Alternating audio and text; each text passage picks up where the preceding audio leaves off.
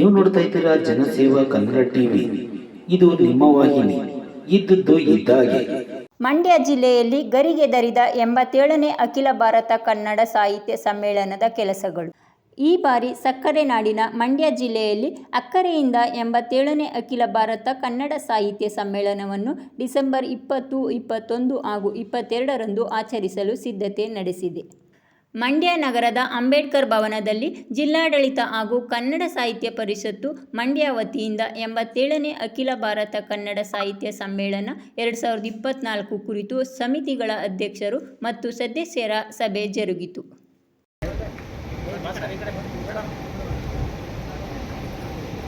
ಕರ್ನಾಟಕ ಸರ್ಕಾರದ ಕೃಷಿ ಸಚಿವರು, ಮಂಡ್ಯ ಜಿಲ್ಲೆಯ ಉಸ್ತುವಾರಿ ಸಚಿವರು ಆಗಿರುವಂತಹ ಈ ಬಾರಿಗೆ ಕನ್ನಡ ಸಾಹಿತ್ಯ ಸಮ್ಮೇಳನ ನಮ್ಮ ಮಂಡ್ಯ ಜಿಲ್ಲೆಯಲ್ಲಿ ಮೊದಲು ಏನು ನಾವು ಕರ್ನಾಟಕ ನಾಮಕರಣ ಅಂತ ಮಾಡಿದ ತರುವಾಯ 1973ರಲ್ಲಿ ಅಖಿಲ ಭಾರತ ಕನ್ನಡ ಸಾಹಿತ್ಯ ಸಮ್ಮೇಳನ ಆಗಿರುವಂಥದ್ದು.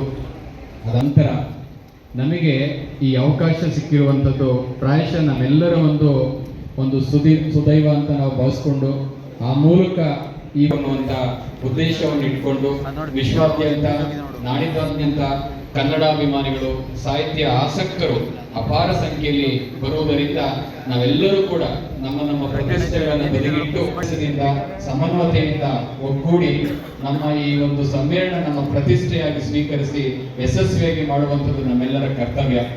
ಆ ದೃಷ್ಟಿಯಿಂದ ನಾವು ವಿವಿಧ ಸಮಿತಿಗಳಾಗಿದೆ, ಸದಸ್ಯರುಗಳ ಹೆಸರುಗಳ ಸಹಿತ ಪ್ರಕಟಣೆಯಾಗಿದೆ. ಪರಮ ಪೂಜ್ಯ ಶ್ರೀಗಳು ಮಹಾಪೋಷಕರಾಗಿ ಮಾರ್ಗದರ್ಶನದ ಜೊತೆಗೆ ಎಲ್ಲರಿಗೂ ಸಹಿತ ಸ್ಫೂರ್ತಿಯನ್ನು ಕೊಡ್ತಕ್ಕಂತಹದ್ದು. ನಮಗೆ ಎಲ್ಲಕ್ಕಿಂತ ಹೆಚ್ಚಿನದಾಗಿ ಮಂಡ್ಯ ಜಿಲ್ಲೆ ಅಂದರೆ ಸಂಪೂರ್ಣವಾಗಿ ಕನ್ನಡವನ್ನು ಮಾತನಾಡ್ತಕ್ಕಂಥ, ಸಂಪೂರ್ಣವಾಗಿರ್ತಕ್ಕಂಥ ಕನ್ನಡದ ಜಿಲ್ಲೆ.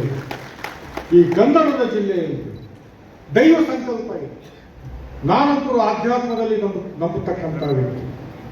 1950 ವರ್ಷಗಳ ಸಂಭ್ರಮದಲ್ಲಿದ್ದೀವಿ. ನಾಮಕರಣದ ಸುವರ್ಣ ಮಹೋತ್ಸವದ ಸಂದರ್ಭದಲ್ಲಿ ಅದಕ್ಕೆ ಇನ್ನು ಹೇಳ್ತಾ ಇರೋದು ದೈವ ಸಂಕಲ್ಪ ಅಂತ. ಮಂಡ್ಯದ ಜಿಲ್ಲೆಯಲ್ಲಿಯೇ 30 ವರ್ಷಗಳ ನಂತರ 87ನೇ ಅಖಿಲ ಭಾರತ ಸಾಹಿತ್ಯ ಸಮ್ಮೇಳನ ಆಗಿರ್ತಕ್ಕಂಥದ್ದು ಇದು ದೈವ ಸಂಕಲ್ಪದಲ್ಲಿ. ಹೋದ ಸರ್ತಿ ಎಲ್ಲೋ ಒಂದು ಕಡೆ ನಮಗೆ ಬರ ಅನ್ನುವಂತಹ ಭಯ ಇತ್ತು. ತಾಯಿ ಚಾಮುಂಡೇಶ್ವರಿ, ಕಾವೇರಿ, ನಾವು ಇರಬೇಕಾದ್ರೆ ನಮ್ಗೆ ಯಾವುದು ಭಯ ಬೇಡ ಅಂತ ಸಮೃದ್ಧಿಯಿಂದ ಮಳೆಯನ್ನು ಧಾರಾಕಾರವಾಗಿ ಹರಿಸಿದಂತಹ ಡಿಸೆಂಬರ್ 20, 21, 22 ಶುಕ್ರವಾರ, ಶನಿವಾರ, ಭಾನುವಾರದಂದು ನಾವು 87ನೇ ಅಖಿಲ ಭಾರತ ಸಾಹಿತ್ಯ ಸಮ್ಮೇಳನ ಮಂಡ್ಯ ನಗರದಲ್ಲಿ ಈಗಾಗಲೇ ಸ್ಥಳವನ್ನು ಸಹಿತ ಗುರುತಿಸಿದ್ದೇವೆ. ಹಾಗಾಗಿ ಇಲ್ಲಿ ನಡೀತಾ ಇರ್ತಕ್ಕಂಥ ಕಾರಣ ಏನು ಅನ್ನುವಂಥದ್ದು, ಯಾಕೆ ಬೇಗನೆ ಮಾಡಬಹುದಾಗಿತ್ತಲ್ಲ, ರಾಜ್ಯೋತ್ಸವದ ತಿಂಗಳಲ್ಲಿ ಮಾಡಬಹುದಾಗಿತ್ತು ಅನ್ನುವಂಥದ್ದು ಅನೇಕ ಸಲಹೆಗಳು ಬಂದರೂ ಸಹಿತ ಕ್ರಿಸ್ಮಸ್ ರಜೆ ಇರ್ತಕ್ಕಂತಹದ್ದು, ಜೊತೆಗೆ ರಜೆ ಇರುವ ಸಂದರ್ಭದಲ್ಲಿ ಹೆಚ್ಚು ಸಂಖ್ಯೆಯಲ್ಲಿ ಯುವಕರು, ವಿದ್ಯಾರ್ಥಿಗಳು ಬರಬೇಕು ಅನ್ನುವಂಥದ್ದು. ಕನ್ನಡ ಇವತ್ತು ಎಲ್ಲೋ ಒಂದು ಕಡೆ ವಿದ್ಯಾರ್ಥಿಗಳು ಮತ್ತು ಯುವಕರು ಅದಕ್ಕೆ ತಾತ್ಸಾರದ ಭಾವವನ್ನು ತೋರಿಸ್ತಾ ಇದ್ದಾರೆ ಅನ್ನೋದನ್ನ ನಾವು ಸುಳ್ಳು ಮಾಡಿ ತೋರಿಸ್ತೀವಿ ಅನ್ನುವಂಥದ್ದನ್ನು ಸವಾಲನ್ನಾಗಿ ಸ್ವೀಕರಿಸಿ ಇವತ್ತು ನಾವು ಮಂಡ್ಯದಲ್ಲಿ ಹೆಚ್ಚಿನ ಸಂಖ್ಯೆಯಲ್ಲಿ ಯುವಕರು ಮತ್ತು ವಿದ್ಯಾರ್ಥಿಗಳು ಬರಬೇಕು ಅನ್ನೋದು. ಎಲ್ಲಕ್ಕಿಂತ ಹೆಚ್ಚಿನದಾಗಿ ಹಿತಕರವಾಗಿರ್ತಕ್ಕಂತಹ ವಾತಾವರಣ. ಮಂಡ್ಯದ ಜನ ಒಂದು ಕಡೆ ಇಂಡಿಯಾದಲ್ಲಿ ಪೂರ್ತಿಯೂ ಇದ್ದರೆ, ಇನ್ನೊಂದು ಕಡೆ ವಿಶ್ವದಲ್ಲಿಯೂ ಇದ್ದಾರೆ ಅನ್ನುವಂಥ.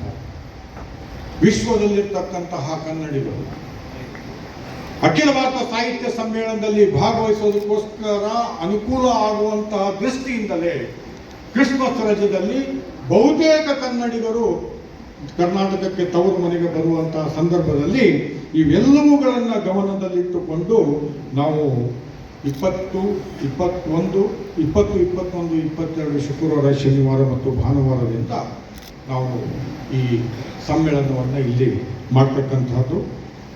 ತಾವು ಎಲ್ಲರೂ ಸಹಿತ ನಮ್ಮ ಆಹ್ವಾನಕ್ಕೆ ಗೌರವವನ್ನು ಕೊಟ್ಟು ಬಂದದಕ್ಕಾಗಿ ಮೊದಲನೇದಾಗಿ ಕೃತಜ್ಞತಾಪೂರ್ವಕವಾಗಿರ್ತಕ್ಕಂತಹ ನಮನಗಳನ್ನು ಸಲ್ಲಿಸ್ತಾ, ಈ ಸಮ್ಮೇಳನ ಕೇವಲ ಕನ್ನಡ ಸಾಹಿತ್ಯ ಪರಿಷತ್ತು ಮಾತ್ರ ಮಾಡ್ತಕ್ಕಂಥ ಸಮ್ಮೇಳನ ಅಲ್ಲ, ಕರ್ನಾಟಕ ಸರ್ಕಾರ ಮಾಡ್ತಕ್ಕಂಥ ಸಮ್ಮೇಳನ ಅಲ್ಲ, ಮಂಡ್ಯ ಜಿಲ್ಲಾಡಳಿತ ಮಾಡ್ತಕ್ಕಂಥ ಸಮ್ಮೇಳನ ಅಲ್ಲ. ಇದು ಸಮಸ್ತ ಕನ್ನಡಿಗರು, ಪ್ರತಿಯೊಬ್ಬ ಕನ್ನಡಿಗರು ನಮ್ಮ ಹಬ್ಬ ಅನ್ನುವಂಥ ಭಾವನೆಯಿಂದ ಮಾಡ್ತಕ್ಕಂಥ ಪ್ರತಿಯೊಬ್ಬ ಕನ್ನಡಿಗರ ಹಬ್ಬ. ಅದರಲ್ಲೂ ಸಹಿತ ವಿಶೇಷವಾಗಿ ಮಂಡ್ಯದ ಜನತೆ ನಮ್ಮ ಮೇಲೆ ಜವಾಬ್ದಾರಿ ಬಂದಿದೆ, ನಮ್ಮ ಜಿಲ್ಲೆಯಲ್ಲಿ ಬಂದಿದೆ. ಹಾಗಾಗಿ ಇದನ್ನು ಎಂತಹ ಸಮ್ಮೇಳನವನ್ನು ಮಾಡ್ತೀವಿ ಅಂತಂದ್ರೆ ನನಗೆ ಒಂದು ಅಪೇಕ್ಷೆ ಇದೆ. ಹಿಂದೆ ಎಂದೂ ಇಂತಹ ಸಮ್ಮೇಳನ ಆಗಿರಬಾರದು, ಮುಂದೆ ಇಂತಹ ಸಮ್ಮೇಳನವೇ ಆಗಬೇಕು ಅಂತ ಮಾರ್ಗದರ್ಶಿ ಸೂಚನೆಗಳನ್ನು ಮಾಡ್ತಕ್ಕಂತಹ ಸಾಮರ್ಥ್ಯವನ್ನು ಹೊಂದಿರತಕ್ಕಂತಹ ಸಮ್ಮೇಳನ ಆಗಬೇಕು, ಐತಿಹಾಸಿಕವಾಗಿರ್ತಕ್ಕಂತಹ ಸಮ್ಮೇಳನ ಆಗಬೇಕು, ದಾಖಲೆಯನ್ನು ಸೃಷ್ಟಿ ಮಾಡ್ತಕ್ಕಂತಹ ಸಮ್ಮೇಳನ ಆಗಬೇಕು ಅನ್ನುವಂಥ.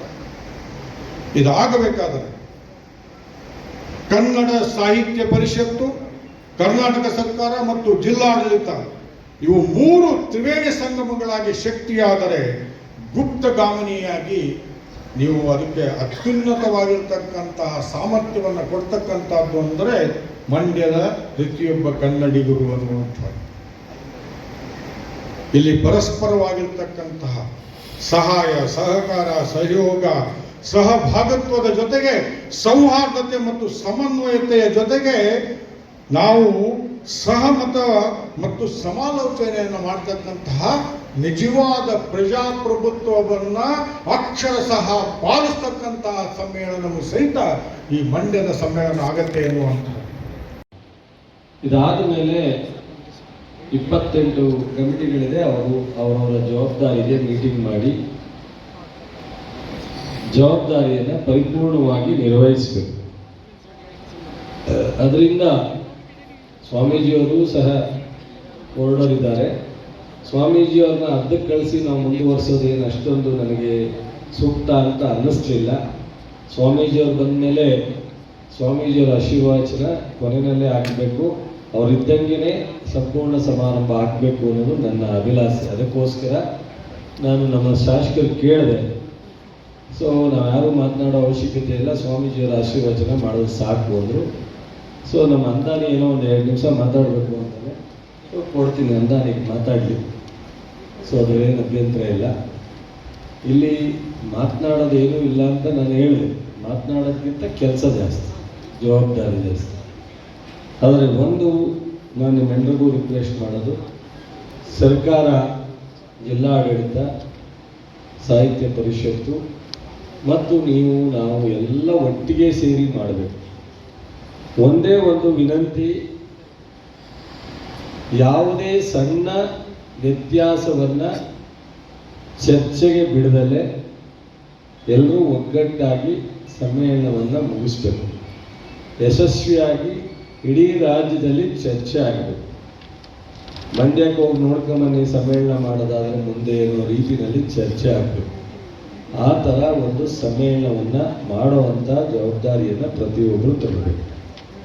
ನಮ್ಮ ಕಮಿಟಿ ಅಧ್ಯಕ್ಷರುಗಳು ಮೀಟಿಂಗ್ ಮಾಡಿದಾಗ ಎಲ್ಲರೂ ಸಮನ್ವಯತೆಯಿಂದ ಮಾಡಬೇಕು. ಅಧ್ಯಕ್ಷರು, ಸದಸ್ಯರು ಏನಾದರೂ ನಿಮಗೆ ಸಲಹೆ ಕೊಡುವಂಥದ್ದು ಮತ್ತು ಯಾವುದಾದ್ರೂ ನಿಮಗೆ ಅನುಮಾನ ಅಥವಾ ಕ್ಲಾರಿಫಿಕೇಶನ್ ಇದ್ದರೆ ಜೋಶಿಯರ್ ಇರ್ತಾರೆ, ನಮ್ಮ ಜಿಲ್ಲಾಧಿಕಾರಿಗಳು ಕುಮಾರ್ ಇರ್ತಾರೆ, ಅದನ್ನೂ ಮೀರಿದಂಗೆ ನಾನು ಇರ್ತೀನಿ. ಸಿದ್ದರಾಮಯ್ಯವರು, DK ಶಿವಕುಮಾರ್ ಅವರು ಮತ್ತು ಕುಮಾರಸ್ವಾಮಿಯವರು 3 ಜನರು ಅವರು ಲೋಕಸಭಾ ಸದಸ್ಯರು, ಕೇಂದ್ರದ ಸಚಿವರಾಗಿರೋದ್ರಿಂದ ಪ್ರಧಾನ ಪೋಷಕರು, ಮಹಾಪೋಷಕರು ಸ್ವಾಮೀಜಿಯವರ ಸಾನ್ನಿಧ್ಯದಲ್ಲಿ ನಾವೆಲ್ಲರೂ ಸಹ ಬರ್ತಾರೆ. ಸ್ವಾಗತ ಸಮಿತಿ ಅಧ್ಯಕ್ಷ ನಾನಿರ್ತೀನಿ ಅಷ್ಟೆ. ಸೊ ಜಿಲ್ಲೆಯ ಎಲ್ಲ ಶಾಸಕರು, ಮಾಜಿ ಶಾಸಕರುಗಳು ಸ್ವಾಗತ ಸಮಿತಿನಲ್ಲಿ ಮತ್ತು ಎಲ್ಲ ತಾಲೂಕು ಘಟಕದ ಅಧ್ಯಕ್ಷರುಗಳು ಜಿಲ್ಲಾ ಕಮಿಟಿ ಸ್ವಾಗತ ಸಮಿತಿನಲ್ಲಿ. ಅದು ಬಿಟ್ಟು ಉಳಿದಂಥ ಎಲ್ಲ ಅಧ್ಯಕ್ಷರನ್ನ ನಾನು ಒಂದು ಸ್ವಲ್ಪ ಜವಾಬ್ದಾರಿ ತಗೊಂಡು ಅಂತಲೇ ಶಾಸಕರನ್ನೇ ಅಧ್ಯಕ್ಷತೆ ಕಮಿಟಿಗಳನ್ನು ಮಾಡಿದೆ. ಅವರೊಂದು ಕಮಿಟಿ ಸ್ವಲ್ಪ ಸಣ್ಣ ಪುಟ್ಟ ವ್ಯತ್ಯಾಸ ಇದ್ದರೆ ಎಲ್ಲ ಜವಾಬ್ದಾರಿ ತಗೊಂಡು ಮಾಡಲಿ ಅಂತೇಳಿ ನಾನು, ಜೋಶಿಯವರು ಕೂತು ಇದನ್ನು ಮಾಡಿದ್ದೀವಿ. ಈಗ ನಾನು ಪ್ರತಿ ಸಮತೆ ಹೇಳ್ದಂಗೆ ಸಮನ್ವಯತೆ ಇರಬೇಕು ಮತ್ತು ಎಲ್ಲರೂ ಒಗ್ಗೂಡ್ಕೊಂಡು ಕೆಲಸ ಮಾಡಬೇಕು. ಸೌಲಭ್ಯಗಳ ಜಿಲ್ಲಾಡಳಿತದಿಂದ ಪಡೆದುಕೊಂಡು ಕಾರ್ಯನಿರ್ವಹಿಸಬೇಕು ಮತ್ತು ರಾಜ್ಯಾಧ್ಯಕ್ಷ ಸಂಪರ್ಕದಲ್ಲಿ ಏನೇ ಇದ್ರೂ ನೀವು ಡಿಸ್ಕಸ್ ಮಾಡ್ಬೋದು. ವಸತಿ ಮತ್ತು ಸಬ್ಸ್ಕ್ರೈಬ್ ಬಟನ್ ಮೇಲೆ ಕ್ಲಿಕ್ ಮಾಡಿ ಹಾಗೂ ನಮ್ಮ ಹೊಸ ವಿಡಿಯೋ ನೋಟಿಫಿಕೇಷನ್ಗೋಸ್ಕರ ಪಕ್ಕದಲ್ಲಿ ಕಾಣುವ ಬೆಲ್ ಬಟನ್ ಮೇಲೆ ಕ್ಲಿಕ್ ಮಾಡಿ ಹಾಗೂ ಲೈಕ್ ಮಾಡಿ, ಶೇರ್ ಮಾಡಿ, ಕಮೆಂಟ್ ಮಾಡಿ.